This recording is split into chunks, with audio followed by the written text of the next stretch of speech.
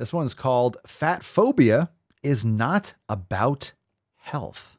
If you ask someone why they think being fat is bad and they tell you it's because it's unhealthy, immediately stop listening to anything else I have to say.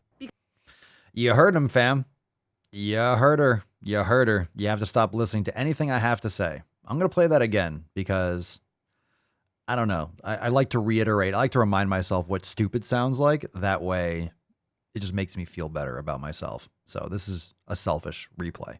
If you ask someone why they think being fat is bad and they tell you it's because it's unhealthy, immediately stop listening to anything else I have to say. I think that goes the opposite. Let's hear what she has to say. Cultural fat phobia predated any medical argument against body size. This bias influenced doctors' thinking and affected all the advice they gave patients and all the research that was published. The vast majority of people that are obese have terrible health outcomes and they die younger. So what are you talking about?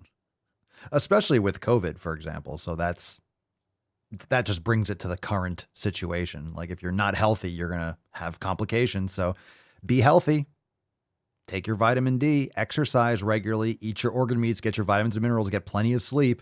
Like do what no one's telling you to do. Do the right things. Take care of your health. How about that? If you don't believe me, Google the obesity paradox. No, I'm not going to. What's it called? Realistic recovery. So anyone that's ever had like an eating disorder or anyone that's ever had like some kind of like identity splitting thing that they've been dealing with or they got diagnosed with, anyone just, even if they're not obese, they can just come on here and just like anyone that says being fat is just wrong. They're just a mean person. Just look up the obesity paradox. I can look up flat earth too. Mochamba. I can look up flat earth. I can Google a lot of things. Just Google obesity paradox. Why don't you Google flat earth? Why don't you Google hollow earth? Why don't you Google tree earth? Why don't you Google, I don't know, like string theory? Like, Google anything. There's a lot of cool shit out there. There's a lot of really weird shit. There's a lot of incorrect shit. So I'm not gonna Google search your ass backwards ideology. No, I can Google Scientology, but then I'd just be stupider. Okay, I'm not gonna Google obesity paradox. If you're obese, you're gonna die younger. You're gonna put yourself at risk for heart disease and metabolic syndrome and diabetes and a lot of issues with blood pressure and strokes. Fuck.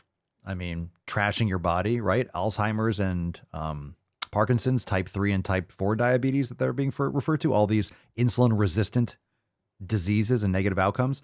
How about take care of your health? I don't care what your body fat percentage is. If you're going to make the argument, well, 20% body fat's no worse than 18%, fine. All right, there's going to be a range. There's going to be a range of body fat percentage.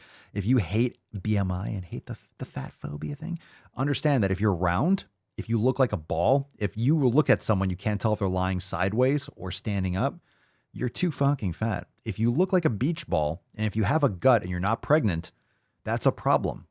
That's a problem. That's your body dealing with chronic inflammation, chronic bloating, chronic terrible lifestyle habits. That's the outcome. Just like you can build muscle, the outcome of your body will be building muscle. If you put your body under quality stress, proper X, Y, and Z, you'll build muscle. That's an outcome. You trash your body, that's the outcome. People that take care of their health, you can tell. Even people that are overweight or fat or obese that have lost weight, you can tell they look healthier. They have more energy. They're just logical people. I think there's a huge component of mental health. When we look at someone and we have a conversation with them, it's like how they sound, how they talk. Do they sound depressed? Are they all like the look in their eyes? Do they look kind of glossed over and just like a zombie? I think that's a lot of these like unsaid or unspoken. It's not just body fat percentage. You could be really like lean and just like skinny and emaciated, and you could be an alcoholic. You can have anorexia and you can have all these other issues for sure. So it's not just about, big. You could be really skinny and unhealthy too. But anyway, when you talk to someone, when you speak to someone, when you have a conversation face to face, or you hear them speak, or you look in them, there's always those things that you can't put your finger on it, but you can tell like that person just looks good. They look healthy. They have, they know how to handle themselves. You can just tell when someone's healthy, even if they're like bigger, like if they're in the process of getting healthier, there's just something about them that you can tell. I think it's just like their objective view of their situation and how they carry themselves, just that energy level. You can tell when someone takes care of themselves.